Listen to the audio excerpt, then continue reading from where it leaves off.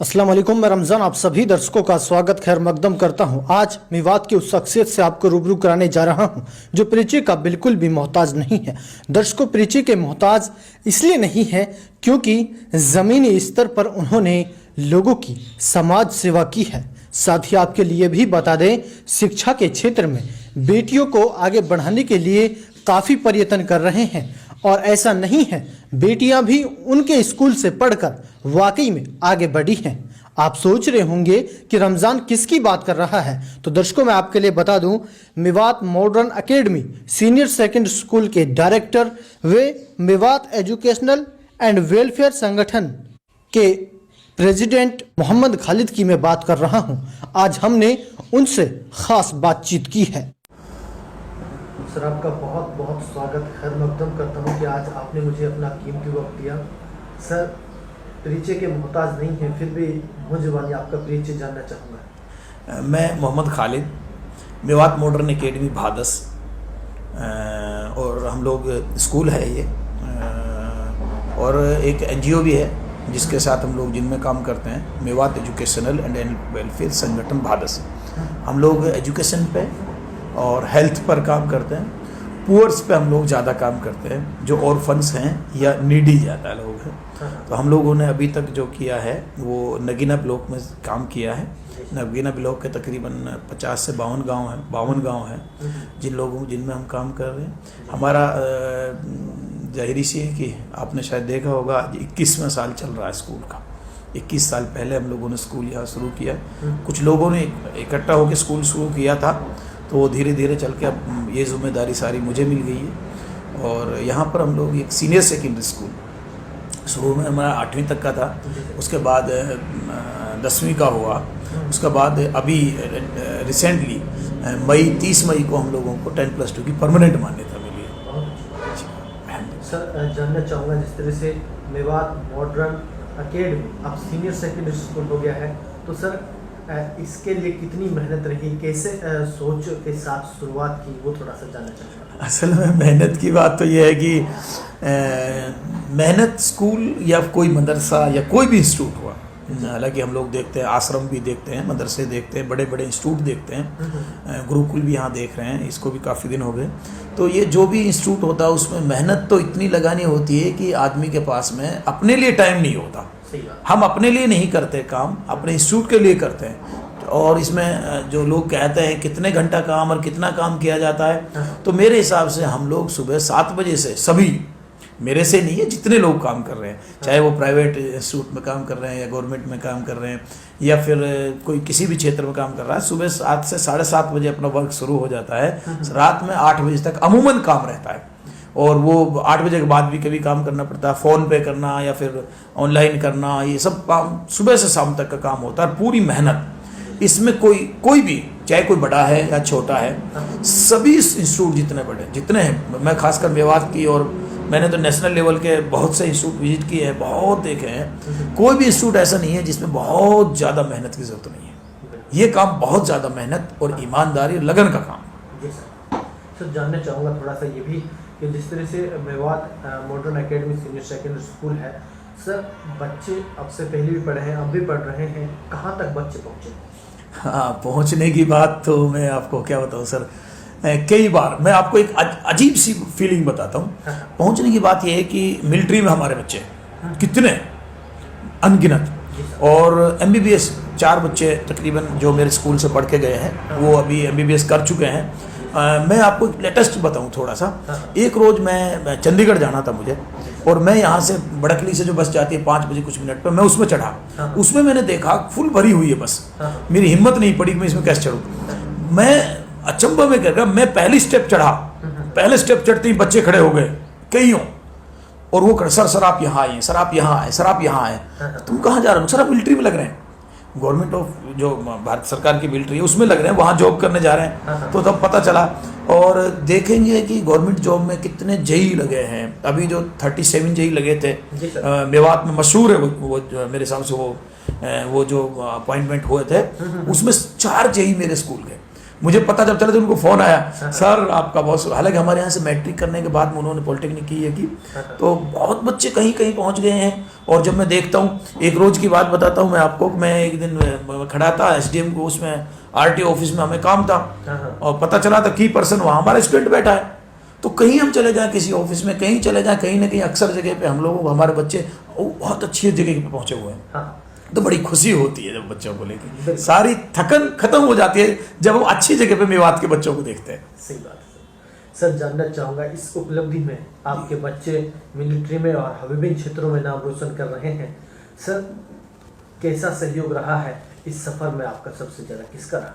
मेरे पास में जो सहयोग रहा है, देखिए उसमें मैं आपको बताऊं, कुछ ऐसे लोग हैं मेवात और मेवात से बाहर के, जिन लोगों का इतना सहयोग रहा है कि मैं अगर मेरी सच में मेरी चमड़ी उतर जाए, बखुदा वो चमड़ी उतार के जूती पहने तब भी मैं उनके ऊपर ऐसा नहीं उतार।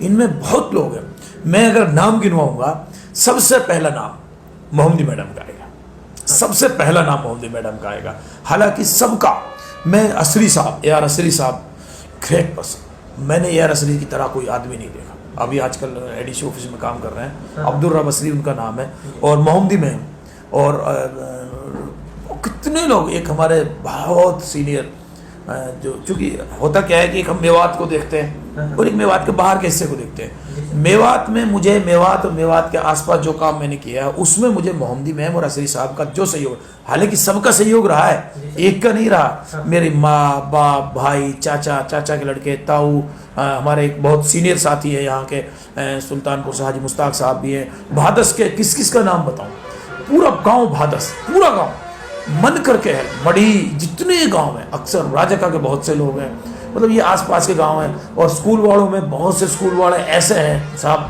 स्कूल के मैनेजर, मैं नाम लूं तो बहुत से लोग हो सकता है उनके नाम लेने से चिढ़ जाए या किसी को दुख हो जाए।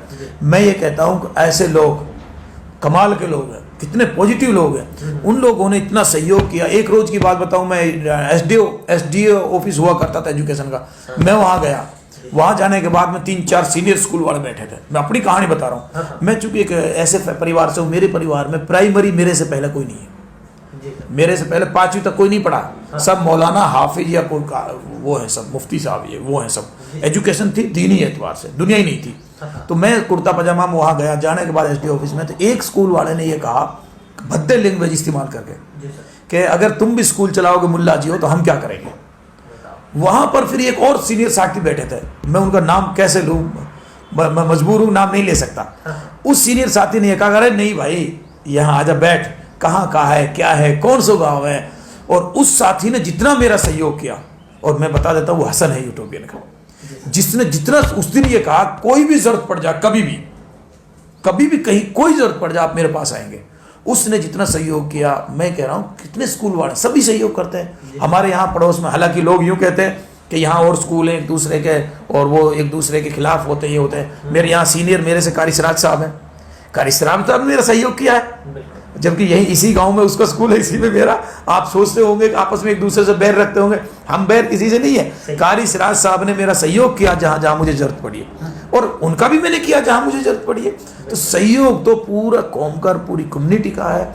और अगर मैं यहाँ मेवात से बाहर का सहयोग मानूँ, बाहर का मतलब कि मैं अगर दिल्ली में, गुड़गांव में, इधर उधर लोगों के पास जाना सीखा है, हम लोग कुछ नेशनल लेवल के काम सेमिनारों में जाना सीखा है, वो हमारे बेचारे, अल्लाह उनको जन्नत फिरदौस अता फरमाए, डॉक्टर फ़खरुद्दीन मोहम्मद साहब मेस्को से, और डॉक्टर रफ़ीक साहब, वो एक ऐसी शख्सियत है साहब, मोहम्मदी और मैडम और असरी साहब के बाद में उन लोगों ने जितना सहयोग किया, वो मेवात के लिए जितना कर सकते हैं। आपने शायद रमजान साहब सुना होगा कि मेवात से 150 बच्चे, मैं इसको हैदराबाद में गए थे, वहाँ पर ANM GNM लड़कियाँ भी जाती थी, और वो लैब असिस्टेंट वगैरह का कोर्स करके 150 बच्चे डॉक्टर रफ़ीक साहब और डॉक्टर फ़खरुद्दीन साहब ले गए, और मोहम्मदी मैम ने, हमने भी उनके साथ में मिलकर 40 कितनी बच्चियों को हर साल ANM GNM के लिए बेंगलोर भेजते थे।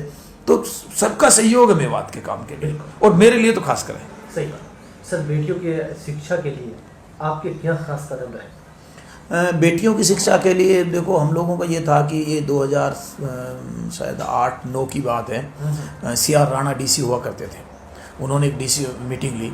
मीटिंग लेने के बाद उन्होंने कहा कि भाई तुम लोग क्या कर रहे हो अपनी कमेटी के लिए।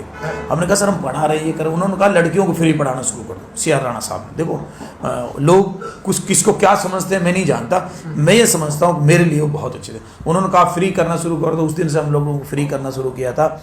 आज अल्लाह का शुक्र है मेरे यहाँ की जो लड़कियाँ हैं, मैं ज़्यादा पोस्ट की बात तो नहीं करता, यहीं पर पड़ोस में आप देखेंगे पीछे एक लड़की ने वो BSc नर्सिंग करके वो हॉस्पिटल खोल रखा है स्कूल के पीछे साइड ही, और जगह जगह बच्चियाँ, कुछ बच्चियाँ डॉक्टर वो नहीं सॉरी कहीं कहीं पर वो भी लगी हुई है, क्या होते हैं टीचर लगी हुई हैं। और मैट्रिक और प्लस मैट्रिक तो कितनी लड़कियों ने किया है। हम जब स्कूल खोला था उस वक्त बच्चियाँ बहुत कम पढ़ती थी, हमने फ्री एजुकेशन दी थी उस वक्त।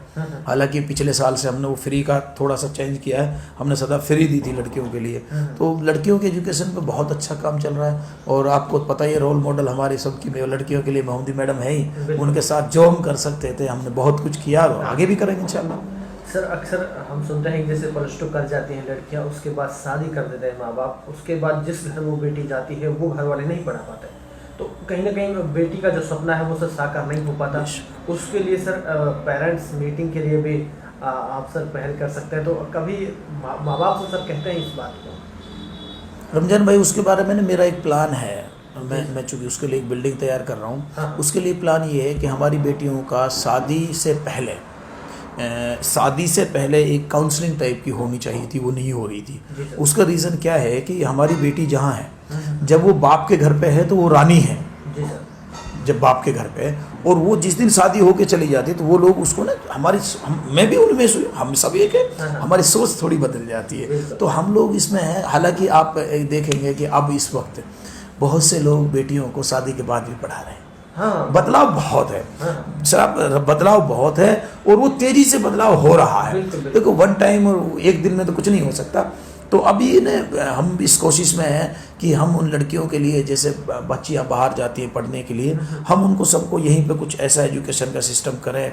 उसके लिए कि हमारी तैयारी चल रही है। बड़कली चौक एक बिल्डिंग हमारा इंशाल्लाह कंस्ट्रक्शन चल रहा है, अंडर प्रोसेस है। उम्मीद करते हैं कि अप्रैल मई तक वो तैयार हो जाएगी। उसकी लड़कियों के लिए अलग से हम उसमें बनाने की सोच रहे हैं। बाकी देखो इसमें बहुत से इंस्टीट्यूट है मेवात में जो लड़कियों के लिए, खासकर जैसे यहाँ पर नगीना में भी लड़कियों के लिए अच्छा हो गया है। पहले के मुताबिक बहुत कुछ हो गया है। हम लोगों को हर वक्त एक ही बात नहीं हो रहा है, और हम और आप सब मिलकर करेंगे तो इंशाल्लाह वो भी होगा। बिल्कुल। सर आखिर में जो मैं नहीं पूछ पाया हूँ, लगता है कि रमज़ान को ये पूछना चाहिए था। सर आप कह सकते हैं आखिर में क्या कुछ कहेंगे, जनता देख रही है, क्या संदेश देंगे? रमजान भाई देखो, मैं तो एक संदेश तो क्या दूं, संदेश देने वाले तो और बहुत हैं। मेरी एक रिक्वेस्ट है पूरी अपनी कम्युनिटी से, जो हम लोग जितने भी हैं, रिक्वेस्ट ये है कि हम लोग 92 में जहाँ थे, क्योंकि मैंने 92 को देखा है। 92 का मतलब ये नहीं है कुछ किसी में उस अलग बात से कह रहा हूँ। 92 से पहले हमारे यहाँ पर बिजनेस नहीं था। सर्व शिक्षा अभियान का एक प्रोग्राम चला था, उसमें जब उस वक्त मैं स्कूल में पढ़ता था, इसलिए मुझे याद है। मोहम्मदी मैडम, एक कोई काद्यान नाम के कोई टीचर थे, मरहूम हसमत साहब भाई क्या, और फजरुद्दीन दोहा सरपंच साहब थे, और फजरुद्दीन बेसर साहब अभी भी हैं, ये तो ग्रेट पर्सन है। तो ये जितने लोग थे, नूरुद्दीन नूर साहब भी शायद उस वक्त काम करते थे, और नूह से 3-4 लोग और थे, एक सलमान साहब था बेचारा, अल्लाह उनको देने दे। तो इन लोगों ने 92 के आसपास एक अभियान चलाया था, सर्व शिक्षा अभियान का। गांव डोर टू डोर जाके ये लोग क्या कि एक नुक्कड़ नाटक करते थे, स्पीच देते थे, बहुत दिन रात मेहनत करते थे।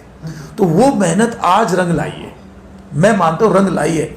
आप देखोगे, आप हर गांव में आपको कितने लोग ग्रेजुएट मिलेंगे, और मैट्रिक की तो कोई पहचान ही नहीं है कितने मैट्रिक है, और 10+2। और तो और आप मजे की बात देखिए कि साइंस से बच्चे यहाँ पर डॉक्टर, अभी इससे बड़ी क्या है, 15 बच्चे गवर्नमेंट सीट पे अब गए हैं, पिछले साल गए हैं, और कितने सैकड़ों बच्चे MBBS के बाहर से करके आ रहे हैं, कितने बच्चे BMS कर रहे हैं, कितने बच्चे प्राइवेट जॉब कर रहे हैं। आप सुबह के टाइम पे खड़े हो जाए यहाँ पर, आपको हजारों बच्चे आपको गुड़गांव जाते मिलेंगे। तो ये अच्छा मैसेज था। हमें तो सिर्फ ये नहीं सोचना कि हम पीछे हैं, हिम्मत के साथ हमें रहना है। हम किसी से पीछे नहीं है, हम सबके साथ हैं, बहुत आगे भी हैं।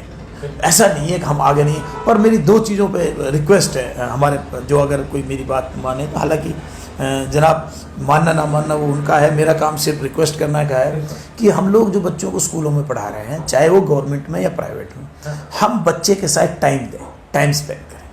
हम लोग क्या काम कर रहे हैं, सुबह की मैं आपको बात बताता हूँ। सुबह हम लोग जब जगते हैं अक्सर हम लोग सोते रहते हैं और हमारे बच्चे जग के स्कूल चले जाते हैं। वो सुबह का मॉर्निंग का टाइम हम लोग वेस्ट कर रहे हैं बच्चे का। हमें उस टाइम बच्चे को अर्ली तैयार करके और बच्चे के साथ में थोड़ा 2-3 घंटे मेहनत करनी चाहिए। उसके बाद जब बच्चा स्कूल से आता है, स्कूल से आने के बाद बच्चा बैग रख देता है, पेरेंट्स को यही पता नहीं होमवर्क क्या दिया, क्लास वर्क दिया, क्या क्या हुआ। मैं सिर्फ ये कहता हूँ कि ए मेरे भाइयों, ए मेरी बहनों, इन बच्चे का जो कीमती टाइम है उसको ज़रा संवार दो, उस टाइम को पूरी तरीके से आप निकाल दो। और आपको मैं एक बात और बता दूँ रमजान भाई, कि यहाँ पर हमें शाम का टाइम जो हमारा है, मगरिब से लेकर रात में ईशा के 1 घंटे बाद का, वो बहुत कीमती टाइम है। हमें चाहिए कि हम सब लोग उस वक्त बैठकर अपने बच्चे के लिए होमवर्क, क्लास वर्क कराएं। एक तो सबसे बड़ा मैसेज है। दूसरा मैं ये चाहूँगा कि अगर मेरे भाई कुछ माने, कोई सुने, मुझे बहुत दुख होता है कि हम तो बहुत अच्छा माल खा सकते हैं होटलों पे, जितनी होटलें खुल रही हैं, लेकिन मेरे बच्चे नहीं खाते। मेरे भाइयों, मेरे खुदा के वास्ते एक काम कर लो, जो मैं खाऊं वही मेरे बच्चे खाएं। बस एक ये काम करना, चाहे मैं मुर्गा खा रहा हूं, चाहे मीट खा रहा हूं, चाहे आलू खा रहा हूं, कुछ भी खा रहा हूं, तो मैं ये रिक्वेस्ट करूंगा कि हम लोग अपने बच्चों के साथ एक साथ बैठ के खाना खाएं। एक साथ बैठ के हमारे बच्चों को प्यार मिलेगा। शाम को या सुबह हम एक साथ बैठेंगे, बच्चों का सुख और दुख लेंगे। और हम लोग क्या गैप रखते हैं, बेटे की हर जरूरत को पूरा कर लेते हैं, बेटे से हर बात पूछ लेते हैं। और बेटा कहता कैप चाहिए तो कैप ला के देते हैं, बेटा कहता जूते ऐसे चाहिए तो ऐसे ला के देते हैं। और बेटियों से हम कभी ये नहीं पूछते बेटी तुम्हें क्या चाहिए। हमें बेटा और बेटी, अभी आपने एक सवाल किया था लड़कियों के एजुकेशन के लिए क्या करना, ये करना। मैं ये कह रहा हूँ कि एजुकेशन तो जरूर है, लेकिन जनाब हम बेटियों को उस बेटे के साथ लेके चलें। एक बेटे के साथ लेके चलेंगे तो उन बेटियों के अंदर हीन भावना पैदा नहीं होगी। हमारी बेटियां अपनी बात को कहने से पहले 10 बार डरती हैं, पता नहीं पापा मेरी बात मानेंगे कि नहीं मानेंगे। हमने एक गलत अपना वो छोड़ रखा, वो मेरे हिसाब से सही होना चाहिए, वो ज़रूरी है। सर स्कूल के अलावा और क्या कुछ करते हैं? अच्छा, स्कूल के अलावा और क्या करते हैं समाज के लिए? जी सर। हाँ, उसमें रमजान भाई समाज के लिए जो हो पाता है हम लोग करते हैं, लेकिन हमारा एक अलग क्राइटेरिया है। आई एम सॉरी, बहुत से लोगों को हमारा क्राइटेरिया पसंद नहीं आता। बहुत से लोग ऐसे हैं जो जिनको हो सकता ना हो। हमारा क्राइटेरिया ये है कि हम उस घर को तलाश करते हैं जिस घर में 18 साल से बड़ा, 18 साल से 60 साल तक का कोई जवान या 18 से 60 साल तक का मर्द ना हो। ऐसे घर पे हम लोग हेल्प करते हैं। क्यों भाई? 18 साल से कम उम्र के अगर बच्चे हैं, छोटे छोटे बच्चे हैं कि नहीं, घरों में छोटे छोटे, उनका फादर एक्सपायर होगा किसी का, अब उनका तो साया नहीं रहा ना। एक आपने सुना हदीस या मफहूम, हदीफा का मफहूम है कि ये फरमाया है कि जिस यतीम के सर पे जिसका हाथ, अल्लाह ताला का सर, उस आदमी के सर पे अल्लाह का हाथ, इस तरीके से मफहूम है। हो सकता है मैं गलत कह रहा हूँ। तो ये रमजान भाई के हम लोग उनके लिए करते हैं जिन घरों में 15 साल से ज़्यादा 60 साल तक कोई कमाने लायक नहीं है, 15 या 18 साल से, उस पर हम हेल्प करते हैं। अभी हम लोगों ने, अल्लाह का शुक्र है, आप जैसे साथियों की हेल्प से हमने 10 कुंडे बनवाए पानी के, लेकिन हम शो नहीं करते। पर अब आपने पता किया तो इसलिए मैं बता रहा हूँ कि ताकि सब कोई और भाई भी करे। अच्छा, ये हमने किसी प्रोजेक्ट में उस पर गवर्नमेंट से हम कोई नहीं लेते, वो आप जैसे लोगों से कलेक्ट करके इधर उधर से लेते हैं। और हम अभी रमज़ान में जैसे हमारे पास में, मैं अपनी और अपने लोगों का जो भी हमारा ज़कात वगैरह का होता है, हम वो कलेक्ट करके, चूँकि हमारे पास लिस्ट है किस गांव में कितनी बहन है, और मैंने सोशल मीडिया पर भी एक बार डाली थी रमज़ान में कि किन्हीं के घर में कोई ऐसी बहन हो जिस घर में कोई कमाने के लायक नहीं है, तो ज़रा लिस्ट दें। बहुत से लोगों ने लिस्ट मुझे दी थी, तो नगीना ब्लॉक के ओनली हमने वहाँ भी दिया था। हम लोग क्या करते हैं कि रमज़ान में या फिर जब भी कोई हेल्प करनी होती है, हम वो अपने पास इकट्ठा करके, हमारी गाड़ी जाती है, चुप कैसे उनके घर दे के आते हैं। हम नाम नहीं बताएंगे किसी बहन का। बहुत सी बहनें ऐसी हैं, अल्लाह माफ़ करे, रमजान साहब जिनके घर में कसम खुदा की कुछ नहीं होता, लेकिन उस शर्म की वजह से किसी से मांगती नहीं। और ज़रूरी उन बहनों को हम बुलाएं, यहाँ टेंट लगाएं और उनको जलील करना, एक प्रकार से 1000-1500 रुपये का छोटा छोटा सा वो होता है, तो उसके ऊपर तो हम लोग उन लोगों बहनों के लिए करते हैं। अब फ्यूचर, अब हमारा प्लान ये है, मेरे पास अब 70 बच्चे हैं जिनके बाप नहीं है, उनको फ्री पढ़ाते, कैसे मासूम बच्चे हैं। बखुदा मैंने अभी कुछ दिन पहले एक छोटा सा प्रोग्राम हो रहा था, तो ये पोजीशन आई थी, टॉप स्कूल में टॉप 5 स्टूडेंट कौन है। कमाल की बात, वेल ड्रेस, एक सिस्टम पे, और इंटेलिजेंट, सबसे ज़्यादा इंटेलिजेंट 2 बहन भाई वो पाए जिनके बाप नहीं है। दिल का कलेजा आपका। मैं नाम नहीं लूँगा, एक रोज़ मैंने उनसे कहा बेटा घर पे कोई परेशानी हो तो मुझे बता सकते हो। तो मैं ये चाहता हूँ कि आप और हम सब मिल के उन घरों को, गाँव में 5-5 4-4 घर हैं, दिखाने के बजाय हम लोग क्या एक कीड़ा देते हैं हॉस्पिटल में, उसको फ़ोटो सोशल मीडिया पर शेयर कर देते हैं, वो करें, मैं नहीं करता। मैं कह रहा हूँ उन यतीमों को देखो, कल को क़यामत के दिन भी, और इंसानियत देखो ना हम लोग। तो मैं यह करता हूँ यहाँ पर उन पुअर्स फैमिलीज, और नगीना ब्लॉक में भी मैं काम कर रहा हूँ, मेरे काम चल रहा है अभी भी। और हम लोग इसके साथ में हमने अभी जो मैंने जैसे बताया पानी के कुंडे बनवाए हैं, उसके साथ में हम लोग बीच बीच में हेल्थ कैंप भी करते रहते हैं। 2015 में हम लोगों ने 2 दिन का एक यहाँ पर हेल्थ कैंप लगाया था, जिसमें अमेरिका के 10 डॉक्टर आए थे। तो हमारे लिए गर्व की बात थी। और कुछ हॉस्पिटल हैं जिनके सहयोग से मैं जगह जगह कैंप लगवाता रहता हूँ। और अगर कोई हमारी ज़रूरत होती है तो हमारा प्लान ये आने वाले टाइम में इंशाअल्लाह कि हम एक एम्बुलेंस यहाँ बड़कली पे खड़ी करेंगे, और वो एम्बुलेंस इसीलिए रहेगी, किसी को ज़रूरत होगी वो फ्री ऑफ कॉस्ट होगी। लेकिन फ्री ऑफ कॉस्ट किसके लिए होगी? जो जिनके घर में कोई कमाने लायक नहीं है, भाई जिनको अल्लाह ने पैसा दिया वो अपना खुद खर्च करें। तो हम लोग ये चाहते हैं, हम लोग बीच बीच में कंबल बांटते रहते हैं या फिर अपनी रज़ाई बांटते हैं, तो हम वो उनको घर पे ले जाके दे देते हैं उन लोगों को जिनको जो इनके ज़रूरतमंद है।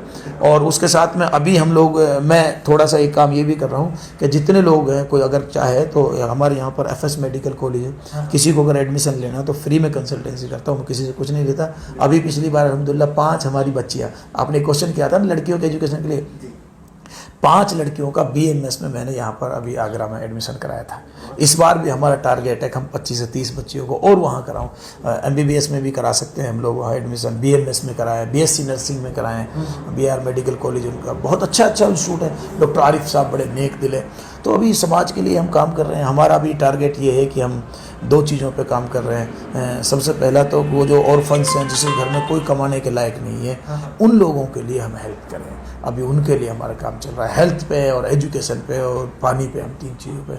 अब हम लोगों ने अभी थोड़े दिन बाद इंशाल्लाह अभी हमारा शुरू होने वाला है, और एक प्लान है हमारा कि कोई भूखा ना रहे, उस पर हमारा एक काम चल रहा है। अभी आप देखेंगे स्कूल के बाहर, आपने शायद देखा होगा, हमने एक प्याऊ बनाई है, और सब प्याऊ के साथ में, प्याऊ तो हम सब बनाते हैं, प्याऊ के साथ में हम लोगों ने खेड़ बनाई है।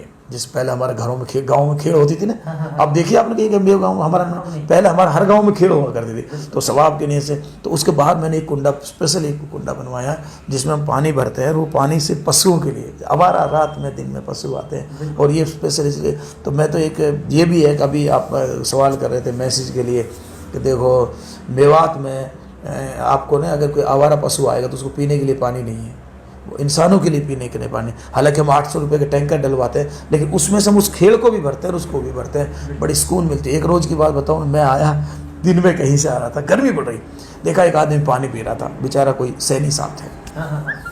तो अब देश में हालात चल रहे थे, तो मैं दूर खड़ा हुआ, साहब मैंने दुआ सलाम हुई, तो बेचारा बड़े खुश हो गए। सर कैसा लगा? कैसा सर, मेरा मन खुश हो गया, मेरी दुआएं दे रहा हूँ आत्मा से, जिसने भी ये बनाई इतना ठंडा बन चुका, हमने वो इस तरीके से बनाई उसमें ठंडा पानी रहे। तो मैंने पूछा सर मेवात के बारे में आपका क्या माना? सर मेवात एक हीरा है, लोग गलत बयान करते हैं मेवात के बारे में। तो मैं कह रहा हूँ कि मेवात वाले भाइयों, अपनी जो अल्लाह ने आपको दी है, सखावत दी है, आपको करने की दी है, आप पानी के लिए जगह जगह प्याऊ हम लोगों को बनानी चाहिए। मैंने अभी डी साहब से भी रिक्वेस्ट की थी कि जी हर स्टेट, जैसे बड़कली है, नूह है, और फिरोजपुर झिरका है, पुनाना है, पिनंगा, इनमें पानी के लिए वाटर कूलर बड़े, जैसे कि DC ऑफिस में आप नीचे देखे होंगे, वो बड़े वाटर कूलर लगवा दिया जाए। तो डी साहब से मैंने रिक्वेस्ट की, मैं मिला डी साहब से, और उसको लगवा के यहाँ, अब हर आदमी तो 20 रुपये की बोतल नहीं खरीद सकता भाई साहब। अब बड़कली जैसे चौक है, आप प्यासे रहोगे तो कहाँ पियोगे पानी? तो इन चीज़ों के लिए हम काम कर रहे हैं। हमारी कोशिश है बड़कली पे हम पानी का और रोटी का 2 चीज़ों का इंतजाम करें इंशाल्लाह। आप दुआएं करेंगे सब साथी।